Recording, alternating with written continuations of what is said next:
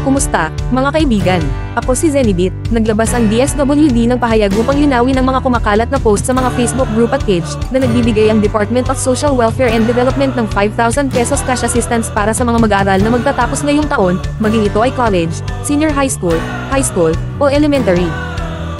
Una, ito ay peking balita at pangalawa, ito ay maaring isang uri ng phishing activity ng mga hacker o scammer na naglalayong lokohin ang mga interesadong individual. Gustong linawin ng DSWD, walang programa na nagbibigay ng 5,000 pesos cash assistance para sa mga mag-aaral na magtatapos ngayong taon, maging ito ay college, senior high school, o elementary. Nagpaalala ang DSWD sa lahat na hindi hihingi ng mga kawani ng DSWD ang inyong personal na impormasyon dahil ito ay labag sa Data Privacy Act of 2012. Lalo na kung oobligahin kayong mag-register sa mga link na binibigay nila. Ang mga link na ito ay hindi opisyal na link ng DSWD o gobyerno.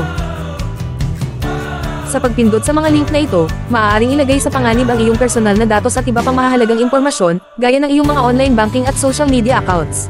Kaya't mag-ingat at huwag agad-agad magpindot sa mga di kilalang link. Maging mapanuri po tayo sa ating mga nakikita sa mga social media.